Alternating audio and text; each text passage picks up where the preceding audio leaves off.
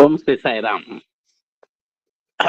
ఈరోజు అహం సత్యబోధక సమూహంలో రుద్ర పరిశీలకులు, పరిశోధకులు, ప్రవచనకర్త అయినటువంటి డాక్టర్ డిఎస్ శాస్త్రి గారికి మనందరి తరఫున ఇంత బ్రహ్మాండమైనటువంటి ప్రవచనం చేసినందుకు హృదయపూర్వకమైనటువంటి ధన్యవాదాలు అందించుకుంటూ, ఈరోజు శృతాయచ శృతచేనాయచ అనేటువంటి 2 సూత్రాలు చెప్పారు. గతంలో కూడా కొన్ని చెప్పారు మన అనువాకాన్ని గురించి. ఈ 15 మంత్రాల్లో 6 సాధనాపరమైన మంత్రాలని, 7 సంపూర్ణ సాధక మంత్రాలను కూడా ఇవ్వడం జరిగింది. తర్వాత ఈ వేదాలు భగవంతుని యొక్క ఉచ్ఛ్వాస నిశ్వాసాలుగా మనకు రూఢిపరిచారు. శృతము అంటే వేదము అని చెప్పారు. అంటే వేద రూపంలో ఉన్నటువంటి మన స్వామి అనుకుందాం కాసేపు. శృత చేనాయితే అంటే స్తుతింపదగినటువంటి సేనగలవాడ, శ్లాఘనీయమైనటువంటి సేనగలవాడ అనేటువంటి 2 అర్థాలు. శృతాయచ శృత చేనాయచ అనేటువంటి దానికి మనకు తెలిసిందే. తర్వాత గతంలో మనకు గుర్తు చేసుకుంటూ, మరి రథికుడు అంటే రథికుడు రథసారథి అని కూడా చెప్పారు. మరి రథికుడు అంటే వరుమిణే అని చెప్పారు. రథసారథి అంటే వరుధినే అని చెప్పుకున్నాం. అలాగే చిల్మినే బిల్మినే అని దాన్ని కూడా చెప్పారు. తల ఆలోచన అని చెప్పారు. వరుమిణే అంటే హృదయ భాగాన్ని రక్షించేటువంటిది అని చెప్పారు.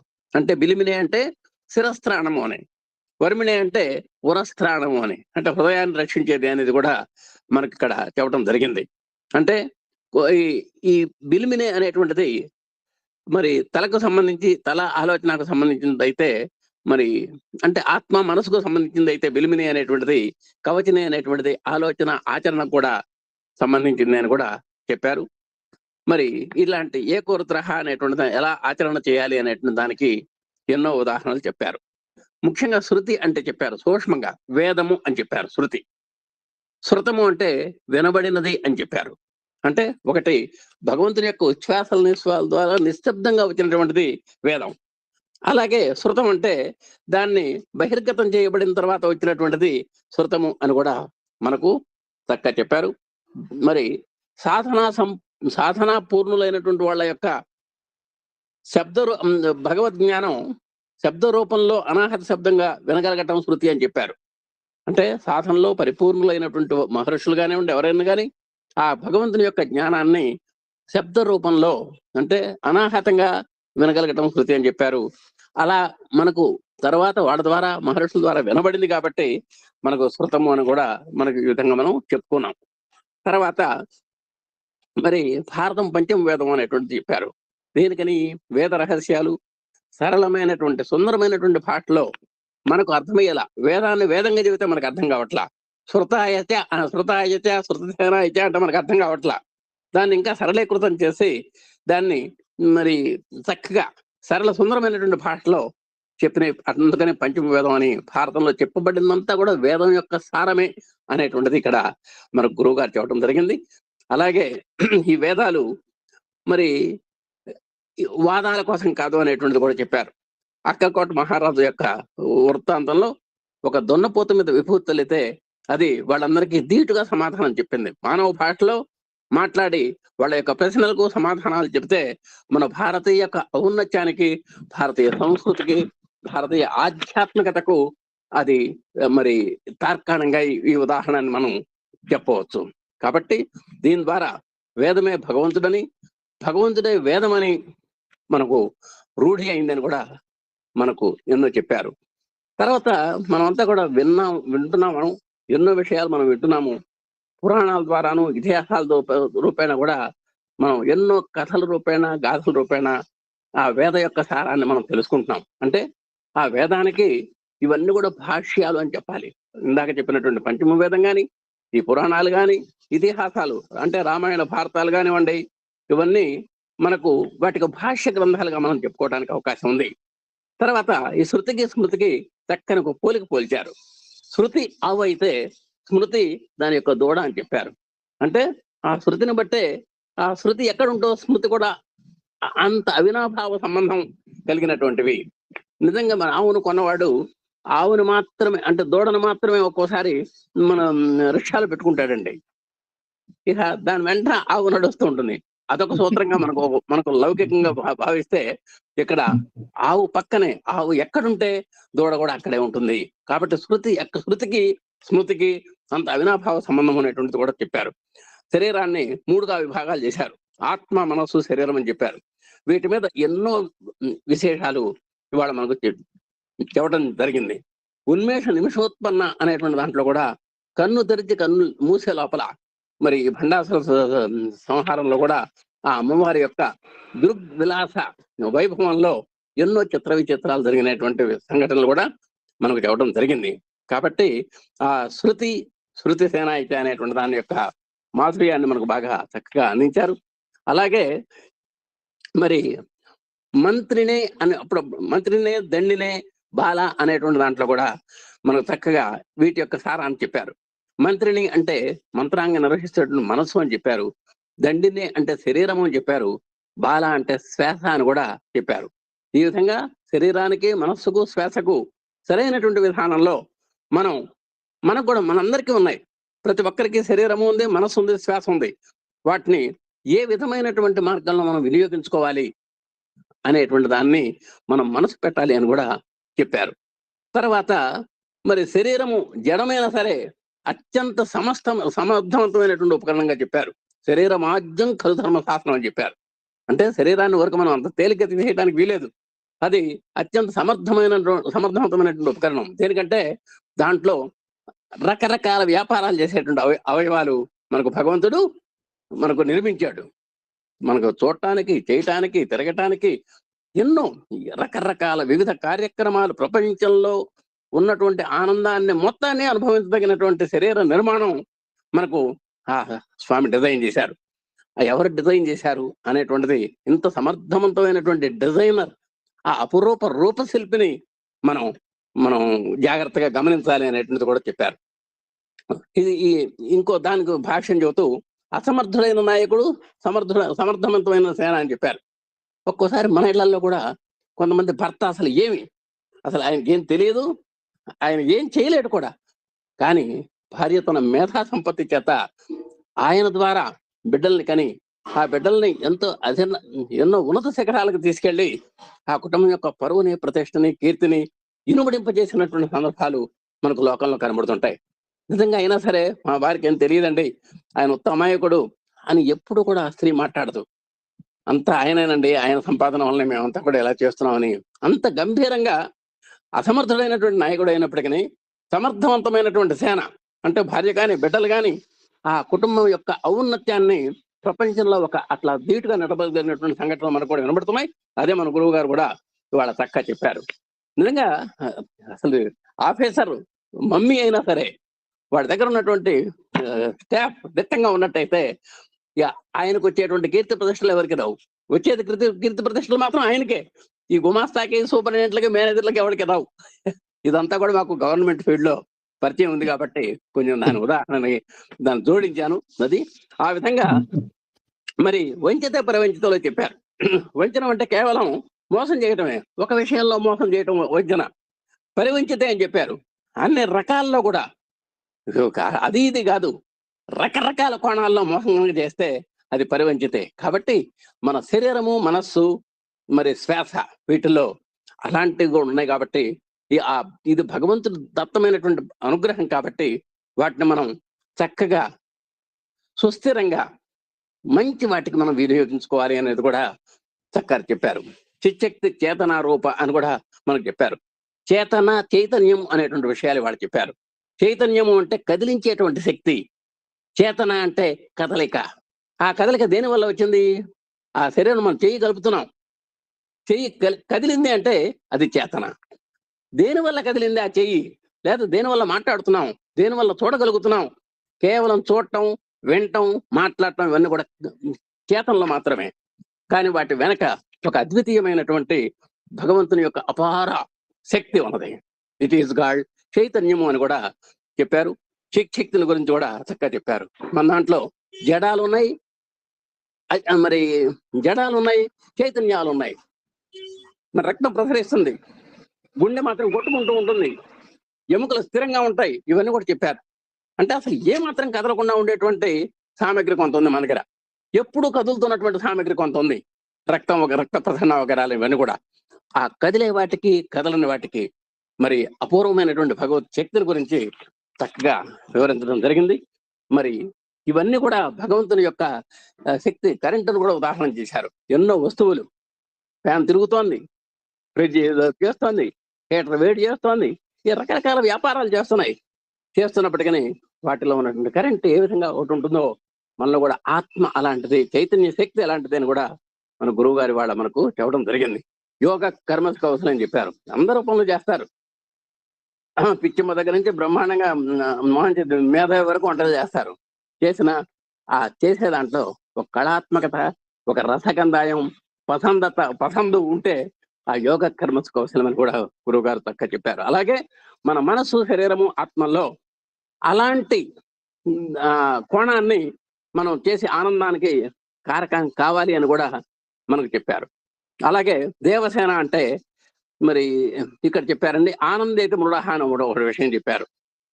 దేవసేన అంటే ఇంద్రా దేవతలు అని చెప్పారు, జ్ఞానము అని చెప్పారు. మరి ఈ విధంగా వాటిని కూడా మనకు సమన్వయం చేశారు. అసురులు, దేవతలు వీటిని కూడా మనకు సమన్వయం చేయడం జరిగింది. తర్వాత విశ్వాన్ని కాపాడేటువంటి దేవతలు మనల్ని అనుగ్రహిస్తున్నారనేటువంటిది కూడా మనం తెలుసుకోవాలి. అంటే భగవంతుని యొక్క కృప వల్ల ఈ జడం కానివ్వండి, చేతనం కాని మనలో ఆ ఆనంద అనుభూతిని పొందుతున్నాము అనేటువంటిది కూడా చెప్పారు. మనం ఇంత మేధావులం అయినప్పటికీ ఐన్స్టీన్ లాంటి వాడు 15% తన యొక్క తెలివితేటలను వినియోగించుకున్నాడు అన్నారు. తర్వాత అంటే ఇంకా 85% మేధాశక్తి ఇంకా మన నిల్వలో ఉందన్నమాట. ఆయన వాడు అంత మేధావి అనుకున్నవాడు కూడా వినియోగించుకున్నటువంటి ఆ ఐక్యూ ఓన్లీ 15% అన్నారు. మనం 5-6% కంటే వాడుకోవట్లేదని కూడా గురువు గారు మనకు త్వరక వేశారు. కాబట్టి మనం కూడా మరి దాన్ని పెంపొందించుకోవాల్సినటువంటి శక్తి ఉన్నది. శృతి అంటే దేవతలు విన్నటువంటి అంతర్వాణిగా చెప్పారు. అంటే అంతర్వాణి కూడా ఎప్పుడు నిశ్శబ్దంగా ఉంటుంది. ఆ నిశ్శబ్దం నుంచే మనకు శబ్ద పరబ్రహ్మం కూడా వస్తుంది అని చెప్పారు. నిశ్శబ్ద బ్రహ్మముచ్చితే అనేటువంటి విషయం కూడా చక్కగా చెప్పారు.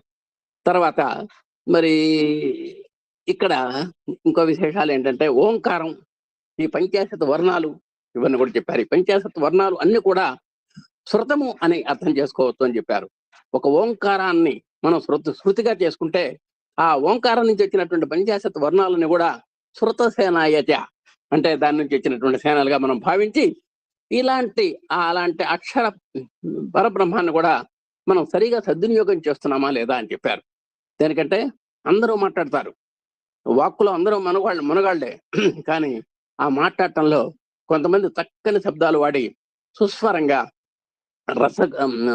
రసవత్తరంగా ఎంతో శ్రవణపేయంగా మాట్లాడేటువంటి వాగ్విలాస సంపన్నులు ఉన్నారు. అలాగే ఇప్పుడు స్త్రీ పురుష చిన్న పెద్ద తేడా లేకుండా ఆ సినిమా సాహిత్యాన్ని వంటబట్టించుకొని ఆ సినిమా రచయితల యొక్క వ్యంగ్య మాటలను తీసుకొని అతి పేలవంగా మాట్లాడుతున్నటువంటి సందర్భాలు కూడా మన కుటుంబాల్లో ఈనాడు మనకు కనబడుతున్నాయి. ఆ విధంగా మనం దుర్వినియోగం చేసుకోకూడదు. ఈ శక్తుల్ని మనం సద్వినియోగం చేసుకోవాలి అని కూడా మన గురువుగారు మనకు ఒకసారి గుర్తు చేయడం జరిగింది. అలాగే రావణ విషయంలో కూడా చెప్పారు. అతను నిజంగా మరి అంత మేధావే, ఎంతో శబ్ద సంపన్నుడు, శబ్ద సమ్మేళనం చేసినటువంటి వాడు. అయినా సరే ఆయనకు అసుర అనేటువంటి శబ్దం తప్పలా. దేనికని ఆ శబ్ద సమ్మేళన శక్తిని దుర్వినియోగం చేశాడు కాబట్టి ఆయన రావణుడైనాడు. మరి భయంకర శబ్దం చేయటం వల్ల రావణుడు అని చెప్పారు. వాటిని దుర్వినియోగం చేశారని కూడా చెప్పారు. సాక్షర రాక్షస అనేటువంటిది కూడా చెప్పారు. సాక్షర అదే తిరగబడితే రాక్షస అనేటువంటి విషయాలు కూడా మనకు చక్కగా జరిగారు. అలాగే ఆ శబ్దాన్ని వినయాన్ని జోడించి శరణాగతితో మేళవించి మనం ఏదైనా సాధన చేయాలి. అప్పుడు మాత్రమే అది ఆ భగవంతుని యొక్క పరమ అవుతుంది అనేటువంటి విశేషం కూడా చెప్పారు. తర్వాత ఈ శిశుపాలుడు, దంతవక్రుడు, కంసుడు ఇట్లాంటి వాళ్ళందరికీ కూడా మరి దైవవాణి వినిపించిందని చెప్పారు. అంటే నువ్వు నాయన ఇంకో కొన్ని రోజుల్లో సెలవు పుచ్చుకుంటావు అని అశరీరవాణి అనేది కూడా ఒక్కోసారి చెప్పారు. అంటే ఆ శబ్దాల్లో ఉన్నటువంటి విభిన్నమైనటువంటి పోకడలు కూడా చెప్పారు. దైవవాణిని వినటం, దాన్ని ఆచరణాత్మకం చేయటం అనేటువంటిది కూడా మనకు మరి కౌన్సిల్ విషయంలో కూడా జరిగింది కదండి. నువ్వు నిన్ను చంపేటువంటి వాడు పుట్టాడు అనేటువంటిది ఒక ప్రకటన రావడం కూడా, అంటే ఆ శబ్దాల్లో ఉన్నటువంటి విభిన్నమైనటువంటి ఆ పోకడలు కూడా చెప్పారు. ఉచ్చేరు ఘోష, ఆకాశవాణి అనేది మనం ఒకసారి గుర్తు చేసుకోవాలి. అలాగే మరి స్వాత్మానంద లవియస్ అనేటువంటి విషయంలో కూడా చక్కగా చెప్పారు గురువు గారు. మరి సంపూర్ణంగా వినడము, మరి మానవుల్లో అంటే సంపూర్ణ వినికిడి శక్తి కలిగినటువంటి వాడు మానవుడు అని చెప్పారు. దేనికంటే అతని యొక్క శరీర నిర్మాణం అట్లాంటిది. వెన్నెముక నిటారుగా ఉండటము, మరి పంచీకరణ భూతాలు అంటే పంచభూతాలు సమర్థవంతంగా ఉండటము వల్ల సమర్థంగా ఈ లోకంలో వినికిడి శక్తి కలిగినటువంటి అమేయమైనటువంటి మేధా సంపత్తి, మరి వచో సంపత్తి కలిగినటువంటి వాడు మానవుడు అని చెప్పారు. కాబట్టి ఆ శృతికి శృత సేనాయకు కూడా మానవుడు ధీటుగా మనకు ఉదాహరణగా మనకు కనబడుతున్నాడు. మరి సహ ఉభ ఈ ద్వంద్వాలకి అతీతంగా మనం ప్రవర్తించాలని కూడా మనకు చెప్పారు. తర్వాత ఇక జ్ఞానము శ్రద్ధ మేళవించి మనం ఆ ఆనందానుభూతి యొక్క స్థితిని మనం పొందాలి. ద్వంద్వానికి అతీతంగా మనం నడవాలి అని చెప్పారు. అరిషడ్వర్గము మిత్ర షడ్వర్గము అని కూడా చెప్పారు. ఆ అరిషడ్వర్గం మనలో ఉన్నటువంటి అరిషడ్వర్గాన్ని అంటే మనసు శరీరము ఆత్మతో ఉన్నటువంటి మనము మరి అరిషడ్వర్గాన్ని మిత్ర షడ్వర్గంతో దాన్ని ఢీకొని ఆ అరిషడ్వర్గాల్ని రూపుమాపుకునేటువంటి అపురూప శక్తి సంపన్నత మనం గడించాలి అనేటువంటి కూడా మనకు చక్కగా చెప్పారు. మరి ఈ విధంగా వాళ్ళ బ్రహ్మాండమైనటువంటి ఒక చిన్న చివరిలో ఉదాహరణ చెప్పారు. బ్రహ్మాండమైనటువంటి కుక్కను పట్టుకొచ్చాం, వాడు ప్రపంచ ప్రఖ్యాతిగా నలుడు భీముడు మన చరిత్రలో మంచి వంటశాలలో మునగాళ్ళు. వాళ్ళు ఆడవాళ్ళకు కూడా పేర్లు. సీత వంట చేస్తున్నాను కానీ బ్రహ్మాండంగా, ద్రౌపది వంట చేస్తున్నాను కానీ ఎక్కడ శాస్త్రాలు మనకి ఎక్కడ చెప్పలేదు, మనం వినలేదు. కానీ వంటలో మునగాళ్ళు నలభీమ పాకం అంటారు ఎవరైనా సరే. అలాంటి నలుడు కానీ భీముడు కానీ ఎంత చేసింది ఎట్లా ఉంటుంది. ఒక ఏ మాత్రము వంట చేతగానేవాడు అంటే గురువు గారు చెప్పింది సామగ్రి అంతే, వంట ఇల్లదే, వంట పదార్థాలు అవే.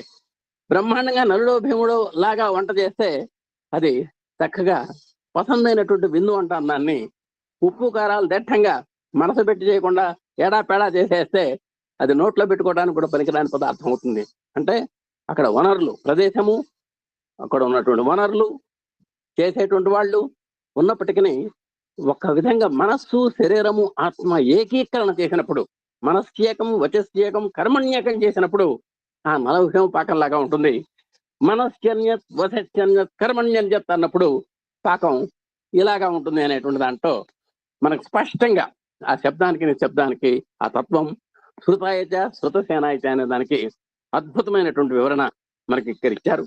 మరి అలాంటి ఈరోజు రుద్ర ప్రవచన పరిశీలన ప్రవచనకర్తలైనటువంటి మా గురువు గారికి మా అధినేత దంపతుల తరఫున మరి అభినందనలు తెలియజేసుకుంటూ, అలాగే మా స్వామి యొక్క దివ్యానుగ్రహ సంపత్తి గురువు గారి మీద ఇంకా వారి యొక్క వచో విన్యాసాన్ని ఇబ్బడి ముబ్బడిగా పెంచేటువంటి అమేయమైనటువంటి మేధా సంపత్తి మీకు సమర్పించి మీ ద్వారా ఇలాంటి ఎన్నో విచిత్రాలు, ఇందాక చిత్ర విచిత్రాలు అన్నారు కదండి, అలాంటి కథనాలు మాకు వినిపించగలిగినటువంటి శక్తి మీకు ఉండకూడాలని మా ఆత్మీయుల సోదరు మనల తరఫున కూడా కోరుకుంటూ మీకు హృదయపూర్వక ధన్యవాదాలు సార్. సాయిరామ్.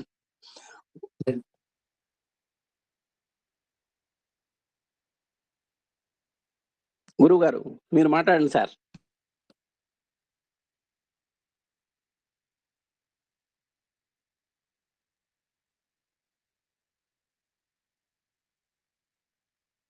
జర్నీలో విన్నాను, ఎవరు మాట్లాడమని. సో ఏమైనా క్వశ్చన్స్ ఏమైనా ఉంటే అడగచ్చు, they can ask anyone. Sir అడగండి సార్.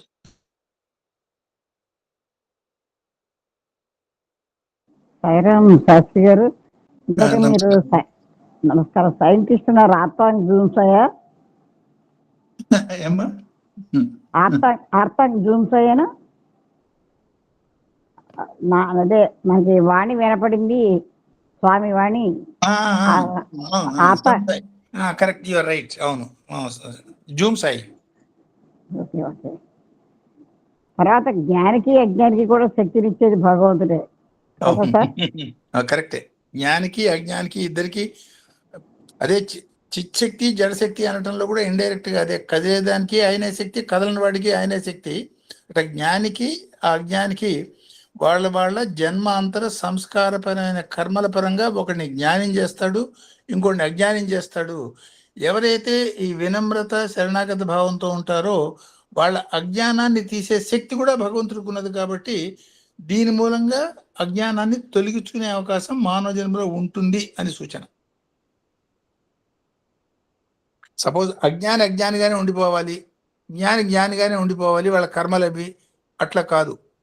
ఆ కర్మల మూలంగా వాడు జ్ఞాని అజ్ఞానిగా పుట్టినా కూడా ఈ వినమ్ర భావన, భగవంతుడి శరణాగత భావనతో మనం సాధన చేసేటట్టయితే అజ్ఞానిని జ్ఞాని చేసే ప్రత్యేకమైన శక్తి భగవంతుడికి ఉన్నది. కాబట్టి దాన్ని మనం వాడుకోవచ్చు.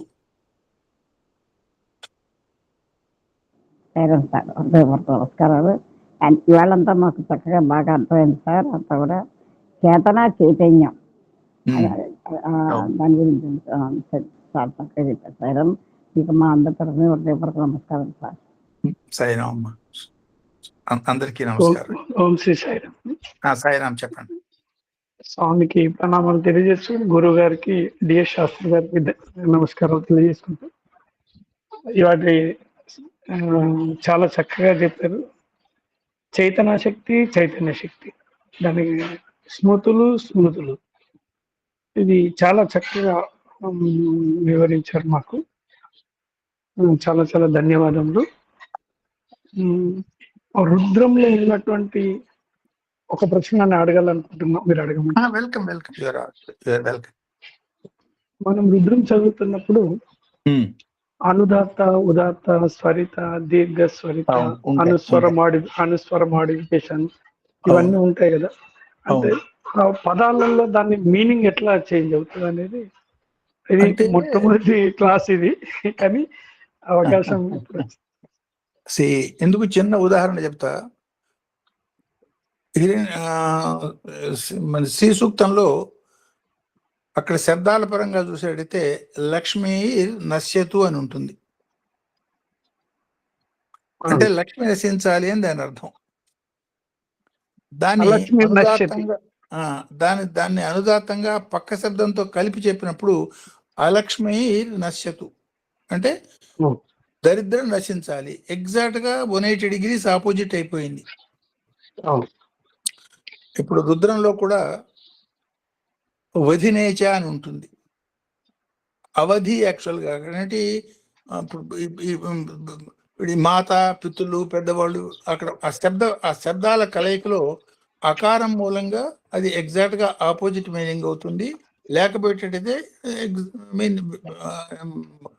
ఉపయోగించకూడని ఇది సాక్షర రాక్షసపరమైన అంత తేడా వస్తుంది. అందువల్ల వేదాల్ని జాగ్రత్తగానే మనం చెప్పవలసి ఉంటుంది. 100కి 100 పాళ్ళు వేదాన్ని జాగ్రత్తగా చెప్పగలగటం అనేది దాదాపు అసాధ్యం. మహానుభావులు ఎవరో కొద్దిమందికి సాధ్యం అవుతుంది. నేను చెప్తున్న వేద శబ్దాల్లో కూడా తప్పులు ఉన్నాయి. కానీ మనకి శరణాగత భావంతో వాటిల్లో ఉన్నటువంటి తప్పుల యొక్క బారి మనం పడకుండా భగవంతుడి యొక్క అనుగ్రహంతో తప్పుకోవచ్చు. అందువల్ల శరణాగతి more important than other things అనటంలో ఉద్దేశం అది. అందుకే రుద్రంలో మాట చెప్తూ ఉంటాను, ఎప్పుడు మీకు గుర్తుంటే, రుద్రం మొత్తాన్ని ఒకే ఒక మంత్రం అనొచ్చు. లేదు దాన్ని విడగొట్టి చెప్పేటట్టయితే 11 అనువాకాలు 11 మంత్రాలు అనొచ్చు. లేదు ఇంకా కనుక విడగొట్టేటట్టయితే 169 మంత్రాలు ఉన్నాయి, మొత్తం 11 అనువాకాలు అనొచ్చు. కానీ అందులో ఉన్న నమస్కారాల సంఖ్య చూస్తే 186 + 4 మొత్తం 190 నమస్కారాలు ఉన్నాయి. అంటే ఆ శరణాగత ప్రాధాన్యత మ్యాక్సిమం ఇస్తుంది. కాబట్టి ఈ శరణాగత భావంతో మనం చేస్తున్న చిన్న చిన్న పొరపా అంతా చెప్పినాక, చివరికి రుద్రం అంతా చెప్పినాక లేదా మంత్రం అంతా చెప్పినాక మనం ఏం చెప్తాం? యదక్షర పదభ్రష్టం మాత్రాహీనం తద్భవే. ఎందుకు చెప్తున్నాం? అది ఎంత సంపూర్ణంగా చెప్పే ప్రయత్నం చేసినా ఆలోచన కొంచెం పక్కకి పోయింది, లేదు శ్రద్ధ కొంచెం తక్కువైంది, లేదు సక్రమంగా ఆ క్షణాన దానికి స్ఫురింపలేదు, శబ్దం తప్పుపోతుంది.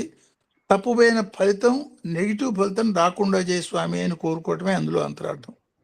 కాబట్టి శరణాగత భావంతో, జగత్ కళ్యాణ భావంతో ఈ 2 భావాలు కలిపేటట్టయితే ఇట్లాంటి లోపాలని భగవంతుడు తేలిగ్గా క్షమిస్తాడు. ఆ నమ్మకంతో మనం చేయొచ్చు. సాయిరామ్ సాయిరామ్. సాయిరామ్ థ్యాంక్ యూ, కృతజ్ఞత. సాయిరామ్ అమ్మా. సాయిరామ్ శాస్త్రి గారు సాయిరామ్ అమ్మా. చెప్పినప్పుడు రావణాసురుడి గురించి చెప్పారు కదా. ఉమ్. అందులో రావణాసురుడికి ఆ బాధతో అరిచినప్పుడు రావణ అనే పేరు వచ్చిందన్నారు. అంటే ముందు ఇంకొక పేరు ఉందా సార్ ఆయనకి? దశకంఠుడు ఆయన పేరు ఉన్నది. ఆయన పేరు చెప్తా. పులస్త్య బ్రహ్మ కొడుకు పౌలస్త్యుడు. 3-4 పేర్లు ఉన్నాయి అతనికి. Okay sir. పులస్త్య బ్రహ్మ కొడుకు ఈయన. సో ఈయన అంటే ఈయనకి మంత్రాల మీద ఉన్నటువంటి పట్టు కొద్దీ మంత్రంతో నేను భగవంతుని స్వాధీనం చేసుకుంటానన్న అహంకారంతో చేశాడు. కైలాసం అంటే ఏమిటి? కీలాశ్చ కైలాస, సమస్తమైన ఆనందాలకి స్థానమైనటువంటి బ్రహ్మరంధ్ర స్థానం శరీరంలో. అక్కడ ధ్యానం చేస్తూ పరమాత్మని తన వశం చేసుకొని ఆత్మలింగాన్ని పొందుదామని ప్రయత్నం చేశాడు. అది గోకర్ణ క్షేత్రం కథగా చెప్పుకుంటాం మనం. అంటే భగవంతుడు తన చెప్పు చేతల్లో ఉండాలి అన్న ఆ భావన, అది అహంకార భావన. అహంకార భావాన్ని పైనుంచి తొక్కాడు. ఆ సందర్భంలో కలిగిన బాధ మూలంగా చేసిన అరుపు మూలంగా రావణ అనే పేరు వచ్చింది. అది thank you Sairam sir. Sairam. Sairam. Shastri గారు నమస్కారం. శాస్త్రి గారు నమస్కారం. ఈ వేదాల గురించి చెప్పినప్పుడు భగవంతుని వాణిని ఏ విధంగా విన్నది దాని వేదం అన్నారు.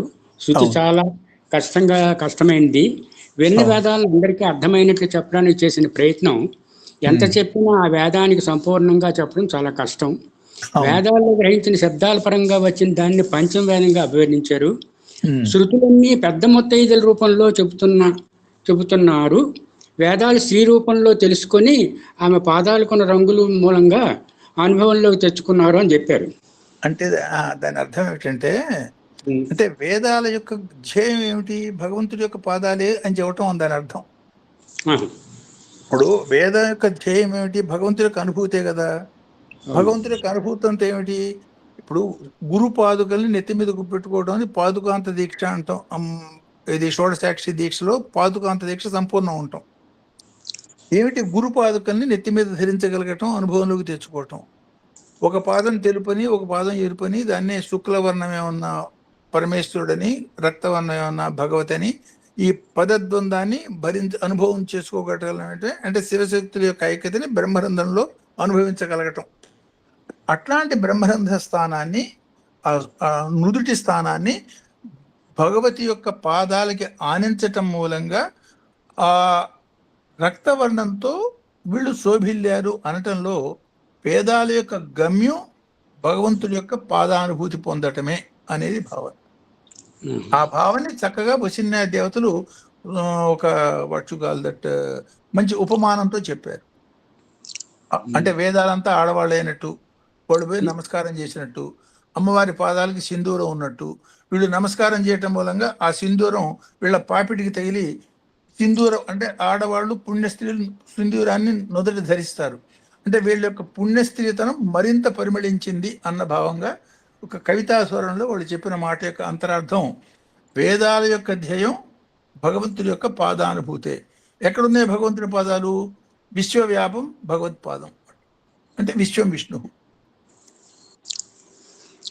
అందుకే సరస్వతి మాతను కూడా వేదమాతగా అనడానికి కూడా అది కనెక్షన్ ఉందంటారు.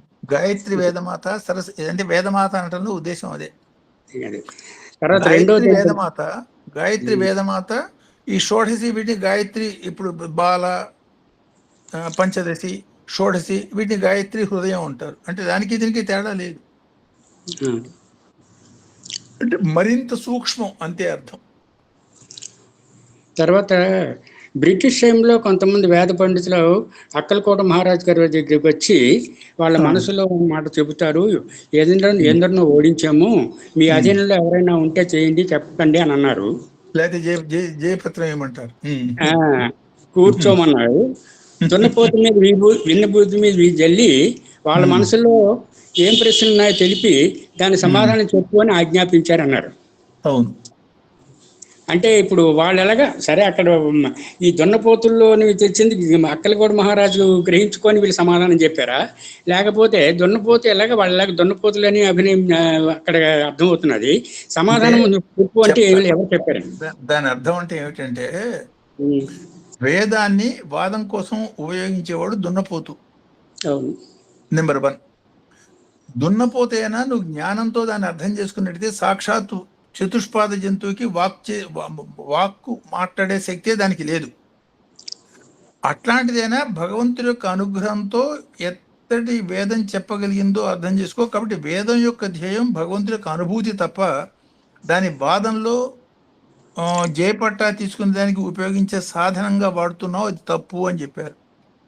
దీన్నే సత్యసాయి బాబా ఇంకా చక్కగా ఇంకో మాట చెప్పారు.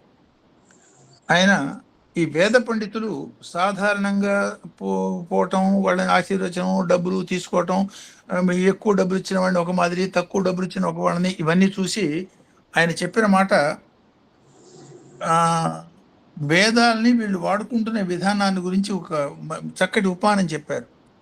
రత్నాలు పొదిగిన బంగారు చెంబు, రత్నాలు పొదిగిన అంటే నవరత్నాలు పొదిగిన బంగారు చెంబు తీసుకుని వీళ్ళు భిక్షాటనం చేసుకుంటున్నారు. చేతిలో ఉన్నది నవరత్నాలు పొదిగిన బంగారు చెంబు, అది కొన్ని కోట్ల రూపాయలు విలువ చేస్తుంది అనే ఆలోచన లేకుండా దాన్ని ఒక భిక్షాపాత్ర కింద వాడుతున్నారు. అంటే డిగ్రీలు భిక్షాపాత్ర కింద వాడుతున్నారు అని మామూలు ఇంగ్లీష్ విద్య చదువుకునే వాళ్ళని అన్నారు. అంటే జ్ఞానం కోసం వాడాల్సిన వేదాన్ని జ్ఞానానుభవం కోసం ఉపయోగించుకోవాల్సిన వేదరాశిని ఒక భిక్షాపాత్రగా లౌకికమైనటువంటి పేరు ప్రతిష్టలు సంపాదించుకునేదానిక, నేను 4 వేదాలు చదివాను, నువ్వు చదివింది 2 వేదాలు అని అహంకారపూరితమైన భావంగా చేసుకునేటట్టయితే దాని ఫలితం మీరు ఎట్లా పొందుతారు? దున్నపోతుకి మీకు తేడా ఏమిటి? అది చెబుతోంది వేదం, కాబట్టి అది కూడా బ్రాహ్మడైపోయిందే అనే మాట శ్లేష అందులో మనకు కనపడుతుంది.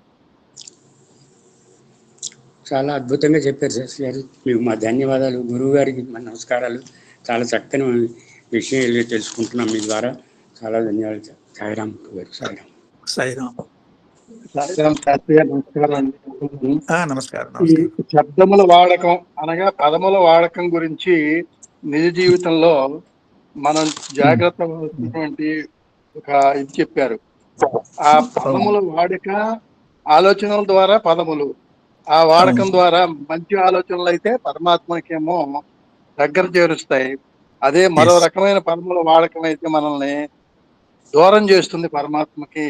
కనుక పదముల వాడకంలో సాధనే చేయాలి. నిజానికైతే ఇప్పుడు ఉన్నటువంటి పరిస్థితుల్లో మాట వాడటానికి సాధన చేసే వాడాలి అనేటువంటిది తప్పనిసరిగా అనిపిస్తుంది. అలాగేనండి పిల్లల పెంపకంలో మేము గమనించింది కూడా 2-3 చోట్ల పిల్లలకి ఇలా ఇది వేదం ఇది చెబుతామంటే ఒక నాన్నగారితో కూతురు అన్నమాట.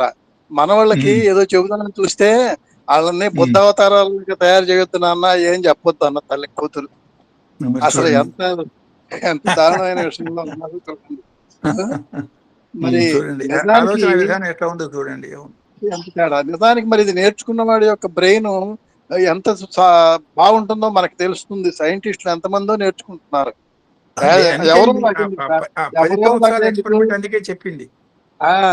దాకా అక్కర్లా, మీరు సైంటిస్టు, మీకు వేదం ఎటువంటి స్థాయికి తీసుకొచ్చింది ఇది పరిచయమే లేదు. అవును, అలాగా ఈ శబ్ద వాడకము, ఆలోచన, అలాగే చైతన్యము చేతన తేడా చెప్పారు సార్. నిజానికి అది తెలియదు మాకు. చైతన్యము చేతన, చైతన్యం వలన చేతన ఉంటుంది, అది కూడా చక్కగా చెప్పారండి.